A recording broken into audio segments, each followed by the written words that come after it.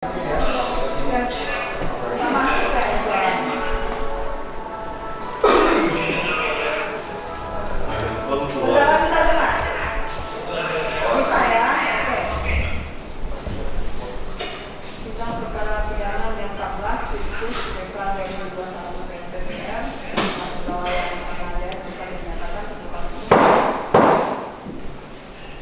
terdakwa ya,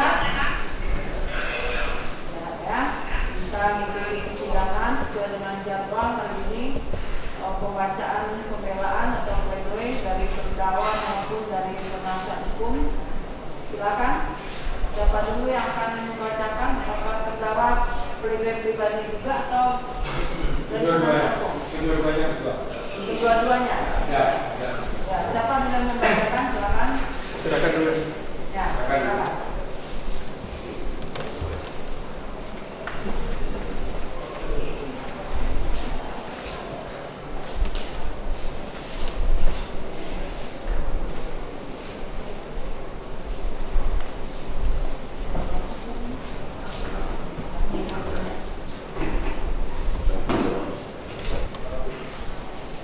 Assalamualaikum warahmatullahi wabarakatuh. Ketua Majelis Hakim yang mulia, jaksa penuntut umum yang kami hormati, pengunjung sidang pengadilan yang kami muliakan. Berdasarkan surat kuasa dan seterusnya, sebelum dibacakan lebih lanjut pembelaan ini dalam persidangan yang dipimpin oleh Ketua Majelis Hakim yang mulia, perkenanlah kami sejenak mengimbau kepada semua diri kiranya dapat menginfakkan sedikit waktunya untuk merenung dan mengucapkan rasa syukur dari Allah Subhanahu wa Ta'ala, pemilik semesta, alam semesta, yang telah memberikan kita nikmat yang tiada tera, terutama nikmat iman, kesehatan, dan kelowongan waktu untuk menunaikan tugas kita masing-masing. Salawat dan salam kita kirimkan untuk junjungan alam Rasulullah Muhammad Sallallahu Alaihi Wasallam. Allahumma shalli ala Muhammad wa ala ali Muhammad. Kami tim PH telah membaca dengan teliti dan seksama tuntutan JPU yang sudah dibacakan dalam persidangan hari Jumat 9 Juli 2021 yang lalu, yang seyogyanya disampaikan pada Rabu Juli 2021 berdasarkan penetapan Majelis Hakim. Pada waktu yang sudah ditetapkan tersebut, PH sudah menunggu di ruang sidang sejak jam 9 WIB dengan harapan tuntutan dapat didengar. Namun setelah menunggu lebih 2,5 jam, sekitar pukul 11.45, belum ada tanda-tanda persidangan akan dimulai. Maka tim PH meninggalkan ruang sidang dengan asumsi waktu sholat zuhur sedang dekat. Kemungkinan sidang akan dimulai setelah isyoma sekitar pukul 13.30 WIB. Pada pukul 13.42, Majelis Hakim memasuki ruang sidang, kemudian segera membuka sidang dengan acara pembacaan tuntutan. Beberapa saat terjadi gangguan sistem audio visual karena sidang disepakati secara daring. Informasi yang diterima dari JPU saat itu adalah kondisi terdakwa kurang sehat. Setelah situasi normal, hubungan komunikasi dengan terdakwa berjalan baik. Ketua Majelis Hakim menanyakan kepada JPU, bagaimana dengan tuntutan? Apakah sudah siap? Salah seorang anggota JPU menjawab, mohon maaf majelis, pada hari ini kami belum siap membacakan surat tuntutan karena masih ada beberapa perbaikan. Untuk itu mohon kemudahan sampai dengan besok hari Kamis 8 Juli 2021. Demikian, terima kasih. Sebenarnya yang terjadi sebelum sidang dimulai, anggota tim JPU sudah menyampaikan kepada kami PH bahwa tuntutan belum siap. Mereka memohon pengertian tim PH. Ketika usul perdebatan jadwal sidang yang akan datang sedang berjalan, di mana JPU meminta sidang pembacaan tuntutan dilaksanakan besok, Kamis 8 Juli, sedangkan PH mengusulkan Senin 12 Juli. Akhirnya Majelis Hakim menetapkan sidang pada Jumat 9 Juli 2021. Dalam catatan sidang yang direkam, beberapa kali tim PH terpaksa menunggu untuk kehadiran JPU dan Majelis Hakim. Kami tim PH sama-sama dapat memaklumi akan kesibukan pihak yang terlibat menjalankan tugas dan kewajibannya pada peradilan tindak pidana korupsi Pengadilan Negeri Pekanbaru. Pengunjung sidang pengadilan yang kami muliakan, dalam perkara tindak pidana korupsi hampir sudah dapat dipastikan pelakunya tidak pernah tunggal. Peristiwa pidana itu terjadi atas hasil kerjasama antara beberapa pihak. Dengan demikian, kata ini menjadi keranjang yang sangat diperlukan untuk menjerat pihak lain. Tetapi hasil pengamatan secara objektif selama ini, pelaku lain itu mayoritas akan menjadi tersangka di atas kertas dengan berbagai alasan. Kalangan tertentu menyatakan itu strategi penyidikan intern. Alasan tersebut tidak masuk akal, illogis. Dalam realitanya, pelaku utama digiring ke depan pengadilan. Perkara yang sudah berkuasa hukum tetap inkrafan Lowisle, anggota pelaku delemen yang sudah dinyatakan tersangka tidak kunjung diajukan ke persidangan, bahkan bebas berkeliaran.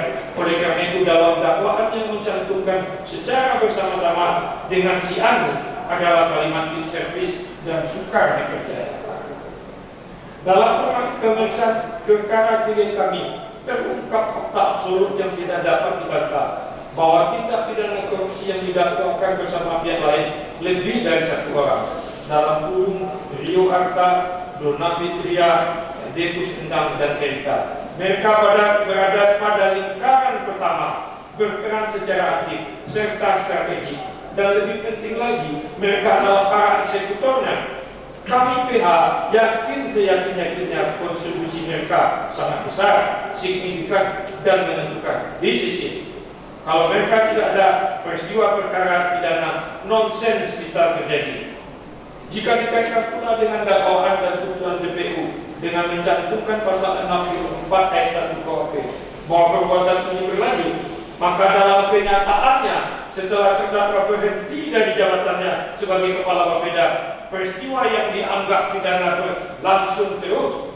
Pertanyaannya, bagaimana status orang yang melanjutkan perbuatan itu? Mengapa mereka tidak ikut diseret batang hidungnya ke depan sidang ini? Untuk itu, sidang secara paralel bagi mereka anggota delemen atau setidak-tidaknya akan bersamaan waktunya sangat bermanfaat dan dibutuhkan untuk melihat peranan secara proporsional masing-masing person. Bagaimana mereka berkolaborasi, berkontribusi dalam mewujudkan tindak pidana korupsi ini. Jika hal tersebut tidak dilaksanakan, maka ada sesuatu yang salah dan disembunyikan dalam perkara ini. JPU telah lalai dalam menjalankan tugas dan patut diduga telah melanggar Undang-Undang Kejaksaan dan Sumpah Seorang Jaksa pasal 4 ayat 3 dan seterusnya, bahwa sumpah atau janji jaksa menyatakan antara lain bahwa saya senantiasa menjunjung tinggi dan akan menegakkan hukum, kebenaran, keadilan, serta senantiasa menjalankan tugas dan wewenang dalam jabatan saya ini dengan sungguh-sungguh, seksama, objektif, jujur, berani, profesional, adil, dan tidak membeda-bedakan jabatan, suku, agama, ras, gender, dan seterusnya. Saya dengan sebaik-baiknya serta bertanggung jawab sepenuhnya kepada Tuhan Yang Maha Esa, masyarakat, bangsa, dan negara. Apakah perkara ini diajukan karena pesanan atau perasaan sakit hati dari pejabat tertentu? Praduga seperti itu sangat beralasan dan argumentatif. Karena klien kami, person yang berprestasi, punya kumpulan kerja, dan bahkan akan berpeluang besar dalam kancah politik untuk memegang jabatan selanjutnya. PH yakin dan percaya ada unsur politik yang menungganginya, ada pejabat tertentu yang merasa tersinggung oleh terdakwa yang menurut kacamatanya terdakwa arogan, cuek, dan kurang menghargai dirinya sebagai pejabat besar. Bab 10 fakta yuridis dalam persidangan bahwa berdasarkan keterangan saksi, terdakwa, dan alat bukti, maka terkuatlah fakta yuridis sebagai berikut. Bahwa berdasarkan keterangan Wan Yunus Dona Fitria dan terdakwa, pemotongan terhadap penyalaan dinas pegawai kepolisian telah berlangsung sejak Dona Fitria menjadi pegawai negeri sipil di Bapeda Densia jauh sebelum terdakwa menjadi kepala Bapeda Densia. 2. Bahwa berdasarkan keterangan Wan Yunus Dona Fitria dan terdakwa menjabat Bapeda Densia berdasarkan SK Bupati tahun 2013 sampai dengan 2017 dengan jabatan sebagai kepala Bapeda. Ini kursi tahun 2011, ya. Di kursi yang tahun 2011. 3. Bahwa berdasarkan keterangan Wan Yunus dan terdakwa, rapat yang membahas terkait pemotongan 1% dari penjelasan Dinas Pegawai Bapeda Indonesia telah dilaksanakan pada awal tahun 2012. 2014 lebih lagi.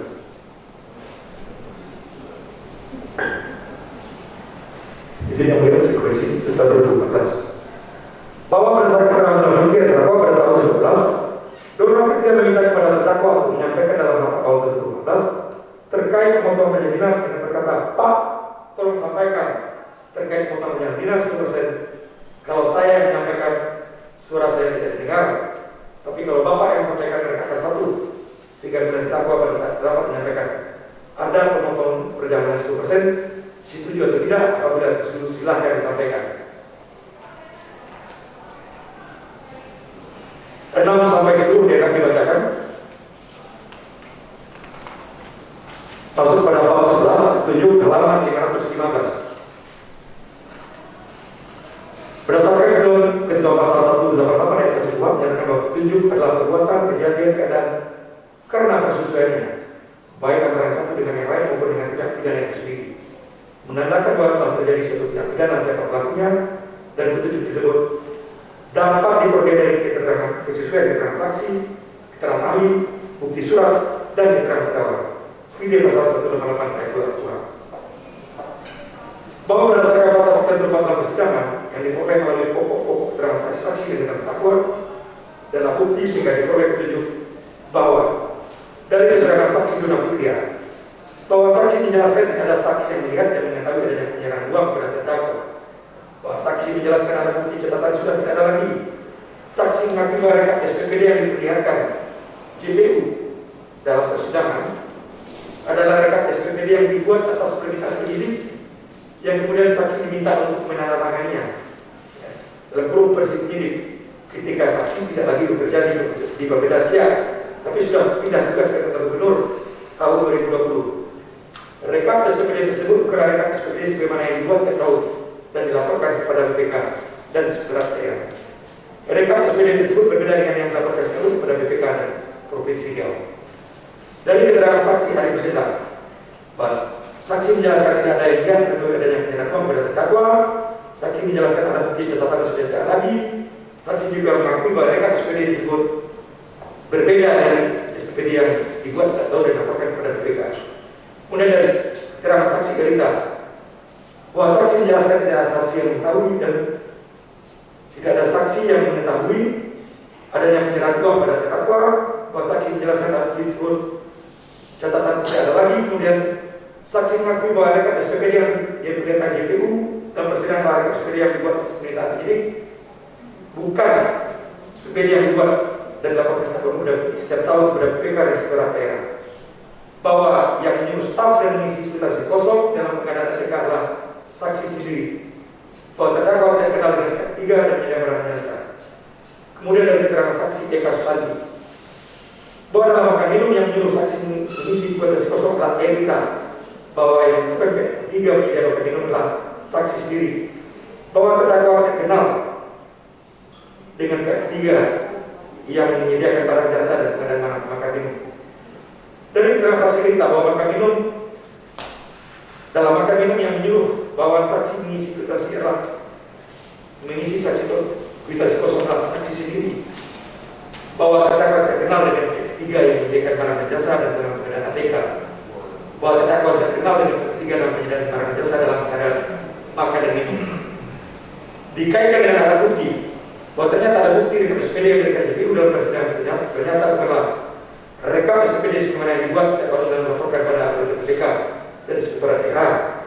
Bahwa JPU telah memberikan kesempatan sebanyak 3 kali oleh majelis hakim yang mulia untuk membuktikan klaimnya bahwa rekap SPPD tersebut berasal dari komputer milik Bapeda, dan ternyata di depan persidangan komputer tersebut tidak bisa dinyalakan sehingga JPU tidak mampu membuktikan kebenaran rekap SPPD tersebut.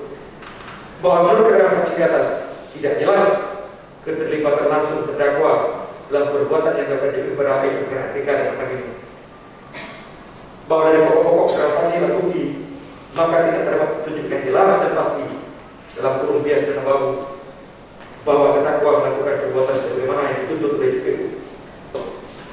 Yang mulia untuk menghemat waktu, analisis di sini sampai kepada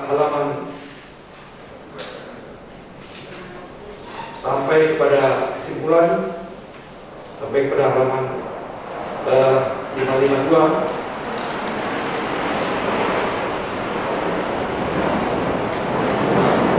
Karena cukup banyak halaman yang sudah dibaca, oleh karena itu kami langsung saja masuk pada kesimpulan yang akan lanjut kami rekan. Ya, Majelis Hakim yang mulia, jaksa penuntut umum yang terhormat, bahwa pertimbangan hukum khususnya mengenai hukum pembuktian utama pasal 185 ayat 6 A B KUHP yang menentukan dalam menilai kebenaran keterangan saksi, hakim harus dengan sungguh-sungguh memperhatikan a. persesuaian antara keterangan saksi satu dengan lain, b. persesuaian antara keterangan saksi dengan alat bukti, bahwa redaksi ketentuan pasal tersebut dirumuskan sangat jelas sehingga tidak memerlukan tafsir lagi. Ini berarti meskipun ada 1000 orang saksi, namun apabila kesaksian tersebut saling memiliki pertentangan atau tidak berkesesuaian dengan saksi atau alat bukti yang lain, maka kesaksian tersebut bukan alat bukti yang sah.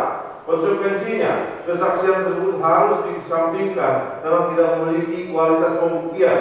Pasal 185 ayat 1 KUHP telah menentukan dengan tegas bahwa keterangan saksi yang bernilai sebagai alat bukti yang sah menurut undang ialah keterangan saksi yang diberikan di depan persidangan. Bahwa ternyata berdasarkan fakta-fakta yang terkuat dalam persidangan dapat ditarik kesimpulan sebagai berikut. 1.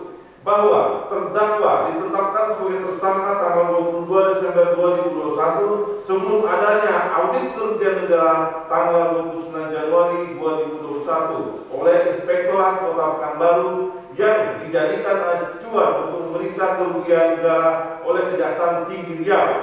Bahkan hingga saat ini surat pemberitahuan dimulainya penyidikan belum pernah diberikan oleh penyidik, padahal menurut putusan MK nomor 130 2015 SPDP harus disampaikan oleh penyidik kepada penuntut umum atau terlapor, dalam hal ini terdakwa, dalam waktu paling lambat 7 hari setelah dikeluarkan SPDP. Faktanya hingga kini pledoi ini dibacakan, terdakwa tidak pernah menerima SPDP yang dimaksud. 2. Bahwa penyidik JPU telah nyata mengangkangi surat Jaksa Agung Muda Tindak Pidana Khusus nomor B tahun 2018 tanggal 4 Mei 2018 tentang petunjuk teknis pola penanganan perkara tindak pidana korupsi yang berkualitas. Pada poin satunya tentang penyidikan tindak pidana korupsi pada huruf A disebutkan penerbitan surat perintah penyidikan atau rencana penyidikan SPDP akan tetapi tidak dilaksanakan. 3. Bahwa Inspektorat Kota Pekanbaru tidak berwenang memeriksa dan mengaudit keuangan negara atau keuangan daerah di Kabupaten Siak. Audit Inspektorat Kota Pekanbaru nomor 03 tahun 2021 tanggal 29 Januari 2021 adalah tidak sah dan tidak berkekuatan hukum tetap. 4. Bahwa audit kerugian negara tanggal 29 Januari 2021 oleh Lembaga Inspektorat Kota Pekanbaru bukanlah audit investigatif, akan tetapi audit untuk kepentingan tertentu sehingga tidak layak untuk menyatakan adanya kerugian negara. 5. Bahwa Kejaksaan Tinggi Riau keliru menafsirkan putusan MK nomor 31 tahun 2012 tentang perluasan kewenangan KPK untuk meminta dan memakai lembaga-lembaga dan auditor untuk mencari dan menemukan kerugian negara. Bahwa ternyata putusan MK nomor 31 PU tahun 2012 tidak ada kaitannya dengan perluasan kewenangan lembaga kejaksaan. 6. Bahwa tidak ada fakta persidangan yang jelas berapa sesungguhnya jumlah uang yang diterima oleh terdakwa, karena tidak ada satupun bukti-bukti yang menguatkan sebagai petunjuk berapa sesungguhnya uang yang dipakai oleh terdakwa untuk kepentingan pribadinya. Bahwa informasi tersebut pun hanya diketahui dan diakui oleh satu orang saksi tanpa ada bukti-bukti lain yang mendukung. 7. Bahwa pemotongan SPPD dianggap sebagai diskresi dan disetujui berdasarkan fakta persidangan.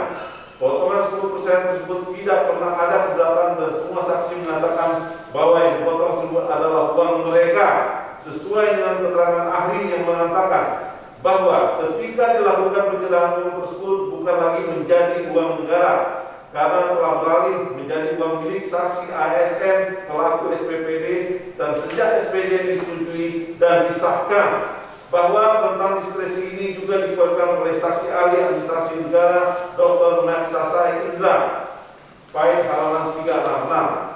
Selamat. Bahwa fakta persidangan menunjukkan keterangan dari para saksi tentang adanya kegiatan-kegiatan yang dilaksanakan oleh Bapeda Siak tanpa ada anggaran dalam APBD sehingga ditenggarai dana atau biayanya berasal dari uang pemotongan 10% oleh bendahara. Bahwa fakta persidangan menunjukkan keterangan dari para saksi tentang adanya kegiatan yang dilaksanakan oleh Bapeda Siak tanpa ada anggaran dalam APBD sehingga ditenggarai dana atau biayanya berasal dari uang pemotongan 10% oleh bendahara, sebagaimana keterangan beberapa saksi antara lain saksi Anton Fitriadi, Azmarzon Yohanto, Fitra Jaya, Muhammad Faisal, Donald Fitrian, Muhamsia, Adi Husena, Budiana, Budiman, Wan M. Yunus, Zefron, serta Saidi. Mereka dalam kesaksiannya mengatakan bahwa ada kegiatan-kegiatan yang dilaksanakan tetapi tidak dianggarkan dalam anggaran APBD, seperti untuk acara MTQ, Judisia, Hari Besar, THR, honorer, dan lain-lain. 9. Bahwa JPU telah gagal membuktikan ucapannya untuk memperlihatkan data-data rekap SPPD yang ada dalam komputer, yang diklaim JPU adalah data asli yang diambil dari dalam komputer yang menjadi sumber data rekap yang menjadi rujukan dalam pemeriksaan saksi dalam BAP maupun dalam persidangan. Akan tetapi sudah 3 kali diberikan kesempatan oleh Majelis Hakim yang Mulia untuk diperlihatkan. Ternyata hingga persidangan hari ini, persidangan pleno hari ini dibacakan, JPU gagal memperlihatkannya. 10. Bahwa dalam persidangan pada agenda pemeriksaan terdakwa 3 kali terdakwa bermohon kepada Ketua Majelis Hakim perkara akuo untuk disumpah, akan tetapi tolak. Permintaan terdakwa untuk disumpah sepatutnya dikabulkan sebab tidak ada aturan yang melarangnya. Menurut azas hukum sepanjang tidak dilarang diperbolehkan. Lagi pula, permohonan terdakwa untuk disumpah merupakan keinginan yang tulus dan ikhlas bertanggung jawab terhadap apa yang diucapkannya di dalam persidangan. Dan juga terdakwa tidak bebas dan merdeka dalam menyampaikan pertanyaan dan pendapatnya di dalam persidangan. 11. Bahwa PH dan terdakwa setelah mencermati dengan seksama proses penyelidikan, penyidikan, pelimpahan perkara sampai tuntutan dibacakan oleh JPU, banyak tercatat prosedur hukum yang bertentangan dengan hukum dan melanggar hak terdakwa yang tidak dapat dibiarkan begitu saja. Kami PH dan terdakwa akan melakukan upaya hukum untuk menyampaikan hal ini kepada atasan atau instansi yang bertanggung jawab terhadap penegakan hukum dalam rangka pemenuhan dan pemulihan hak adalah sesegera mungkin. 12. Bahwa mohon perhatian yang sungguh-sungguh Majelis Hakim terhadap kesalahan administratif dan substansi pelaksanaan tugas JPU seperti surat tuntutan tidak memiliki nomor halaman secara sistematis dan teratur, kesalahan penulisan register surat pelimpahan perkara dan surat penetapan hakim yang dibuat oleh JPU tahun 2018 pada halaman 2, kesalahan pengutipan perubahan undang-undang tipikor pada surat dakwaan atau cover jilid 2, kesalahan perumusan kerugian negara pada halaman 3 dalam kurung RP 2.896.349.884.37 berbeda dengan halaman 693 RP 2.895.349.844.37, kesalahan penulisan umur terdakwa dan lain-lainnya. Bahwa sebelum masuk pada permohonan dan sebelum majelis memutus perkara ini, izinkanlah kami menjelaskan tentang tanggung jawab dan beban moral material terdakwa sebagai seorang suami, seorang ayah dari anak-anak yang masih bergantung kepada terdakwa, sebagai seorang pamong birokrat yang telah menghabiskan umur mendedikasikan kemampuannya dalam pengabdian pada negara dengan prestasi sebagaimana yang kami ungkapkan dalam alat-alat bukti ataupun keterangan para saksi dan terdakwa sendiri di persidangan, tidak kurang dari 300 prestasi dan penghargaan yang telah ditorehkan oleh terdakwa pada negeri yang dia cintai ini. Baik tentang saksi Richard Azharudi. Ini adalah sebuah prestasi besar dari seorang PNS di daerah. Sebagai orang daerah yang mungkin saja kita yang hadir dalam persidangan ini belum tentu memperoleh prestasi dan penghargaan yang demikian. Oleh karena itu, kami berharap Majelis yang Mulia ini bisa mempertimbangkannya.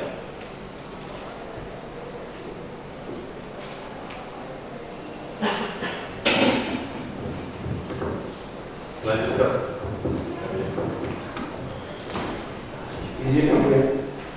Permohonan Ketua Majelis Hakim yang Mulia, jaksa penuntut umum yang kami hormati, pengunjung sidang pengadilan yang kami muliakan, melalui nota pembela pledoi ini pada penasihat hukum terdakwa menyampaikan permintaan maaf pada seluruh masyarakat, khususnya masyarakat Kabupaten Siak dan Provinsi Riau pada umumnya, yang mana terdakwa pada roda pemerintahan dan pembangunan di Provinsi Riau yang cita-cita ini tetap harus berlanjut sebagaimana biasa. Mari kita jadikan kasus ini sebagai pelajaran berharga dalam proses penegakan hukum di masa yang akan datang. Perlu diketahui bahwa terdakwa telah banyak menghabiskan pikiran dan waktu sebagai birokrat di wilayahnya dengan prestasi sebagaimana yang kami uraikan di atas. Namun karena keterbatasan kemampuan dan kelemahan terdakwa membuat perkara ini menjerat terdakwa. Perlu kita semua mengetahui bahwa sebagai manusia biasa kita tidak akan luput dari kesalahan yang disengaja maupun tidak. Serta terdakwa dalam niatnya berdedikasi untuk bekerja sekuat tenaga sesuai dengan tupoksi jabatan terdakwa. Jika ada akibat-akibat yang tak terduga, maka itu bukanlah etikat dan niat dari dalam hati terdakwa.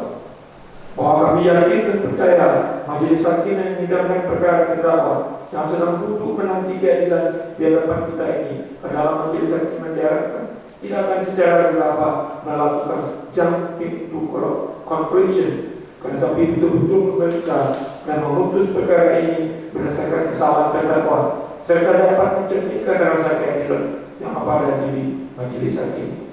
Sebab keadilan yang ada pada yang majelis hakim adalah hukum yang tertinggi dan bukanlah hukum itu adalah alternatif, bukan kewajiban seperti dikatakan refraks. Dan kalau kita hanya berdasarkan kepada akidah menurut undang-undang, maka kami khawatir akan menunjukkan ungkapan penuh, yaitu orang-orang yang mematuhi undang-undang adalah sering merugikan keadilan. Summum ius summa inquiria dalam bukunya Theodorus. Majelis hakim yang kami muliakan, berdasarkan alasan-alasan tersebut, mohon kiranya majelis hakim yang memeriksa dan mengadili perkara ini agar satu, menyatakan tuntutan penuntut umum dalam surat tuntutannya kabul, obskur, tidak mempunyai dasar hukum dan harus dikesampingkan dan dinyatakan tidak pernah ada. Dua, menyatakan terdakwa yang Pranajaya Indra Rashid bin Muhammad Rashid tidak terbukti bersalah melakukan tindak pidana korupsi sebagaimana didakwakan JPU. Tiga, membebaskan terdakwa oleh karena itu dari dakwaan primer maupun dakwaan subsidiar Vice Van de Wisdom atau setidak-tidaknya melepaskan terdakwa dari seluruh tuntutan JPU onslaught Van Allen Polri. Empat, mengendalikan barang-barang milik terdakwa yang disita kepada terdakwa. Lima, merehabilitasi nama baik terdakwa serta mengembalikan semua hak dan martabat terdakwa. Enam, membebaskan biaya perkara pada negara. Dan atau apabila majelis hakim yang mulia berpendapat lain, mohon putusannya seadil-adilnya. Pekanbaru 19 Juli 2021. Roman kami penasihat hukum terdakwa. Yang terima kasih. Billahi taufiq wal hidayah. Dan sebelum kami tutup pembicaraan,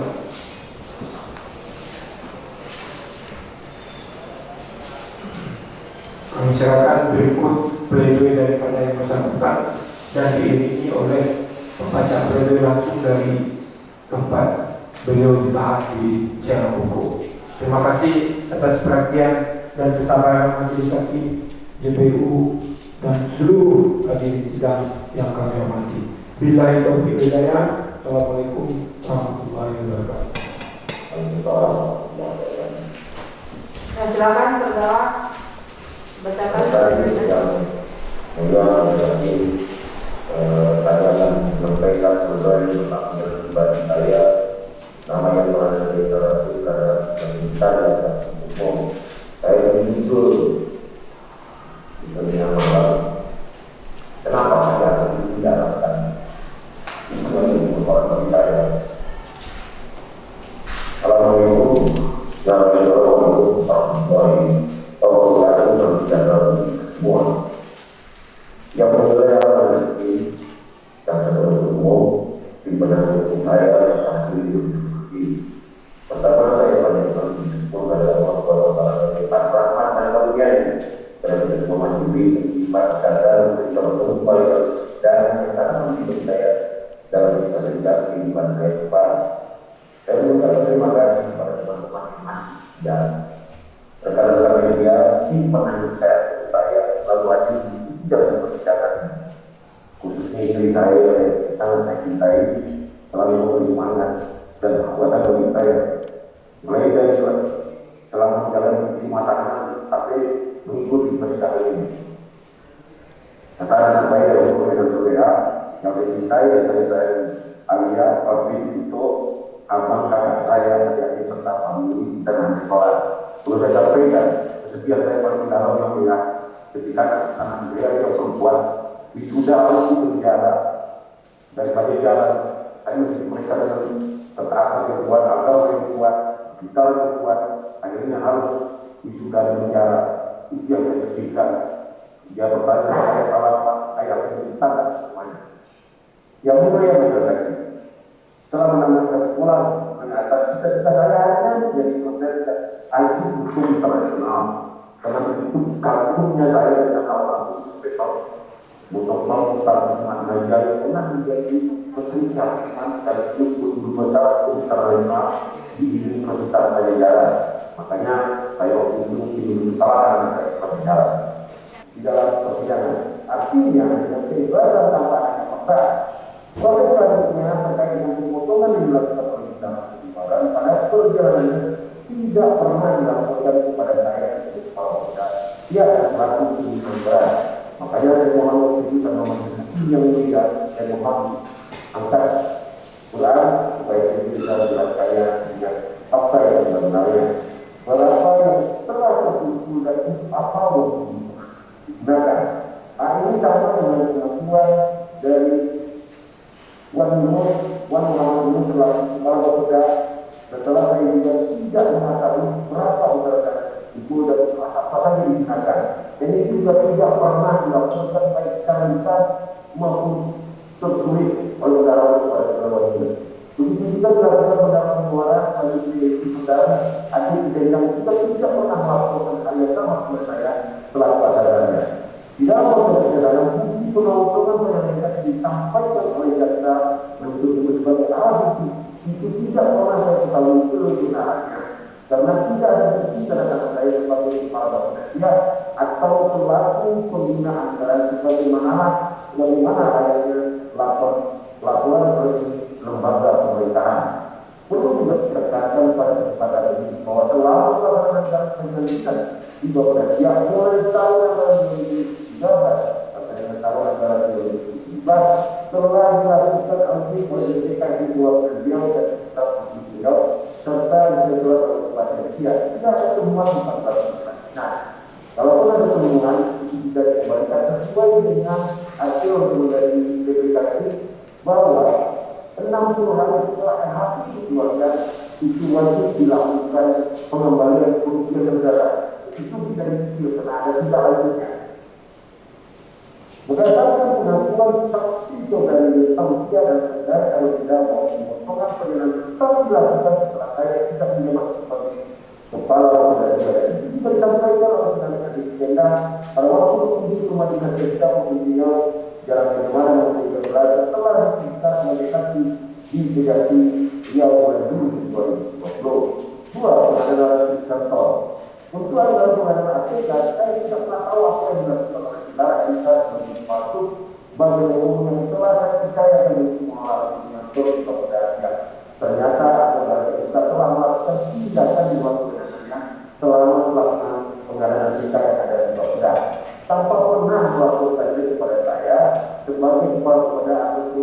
pembinaan. Saudara kita telah bekerja sama dengan negara luar, negara di jalan di kantor untuk melakukan tindakan yang tidak sesuai ketentuan pasal berlaku. Saya baru mengetahui bahwa ada kegiatan alat kepada kita selama dalam proses persidangan.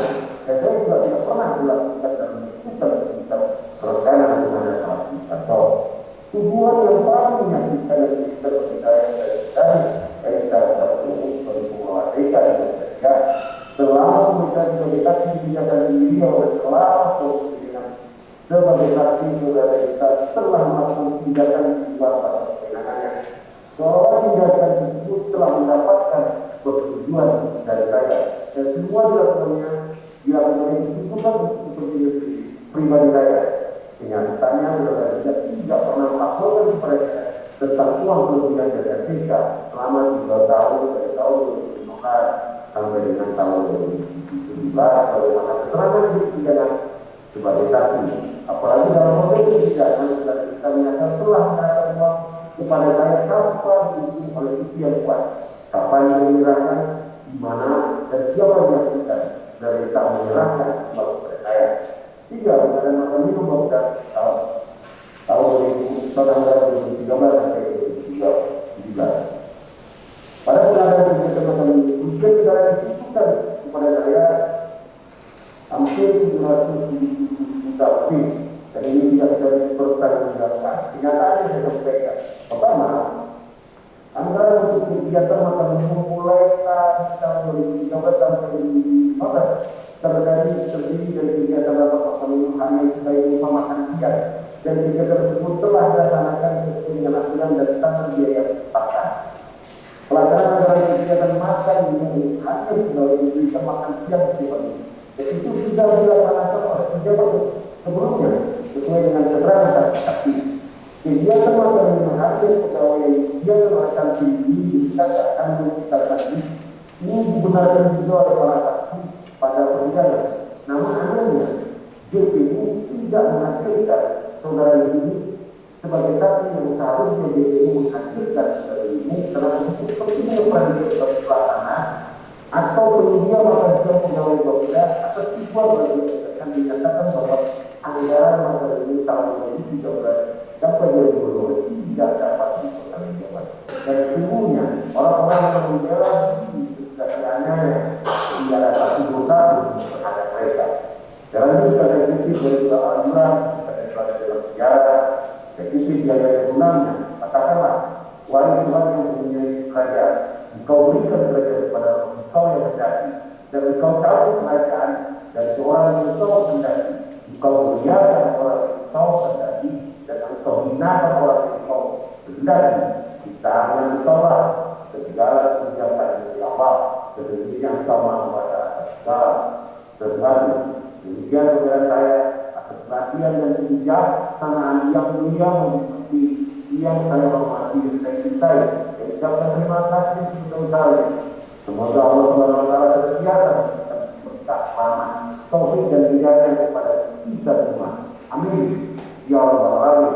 Kita mahu Sumatera lapas yang untuk 19 Juli 2021 hormat saya yang mana dari generasi di Muhammad Rasid. Sekali lagi, Assalamualaikum warahmatullahi wabarakatuh. Demikian ya, sudah kita dengarkan pembelaan yang dibacakan oleh terdakwa maupun penasihat hukumnya. Pada penuntut umum, apakah akan mengajukan tanggapan atau replik?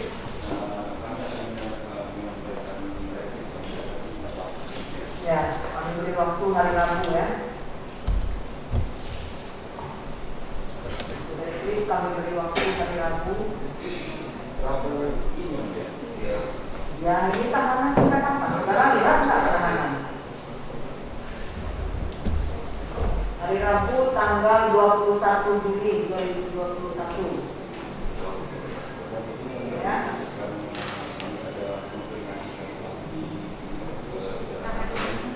Saudara kan tidak satu orang, ya. Kami beri waktu hari Rabu. Nanti kalau penasihat hukum akan mengajukan duplik, kami beri waktu hari Jumat. Beri waktu kurang 1 hari 1 hari. Karena tanggal 29 hari Kamis kami akan bacakan putusan. Ini sudah cukup jadwal, ya. Jadi kita catat dari sekarang hari Rabu tanggal 21 replik, hari Jumat tanggal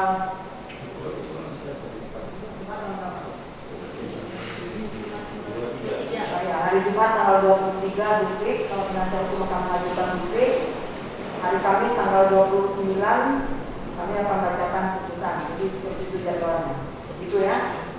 Rabu tanggal 21 acaranya tanggapan atas pembelaan dari penasihat hukum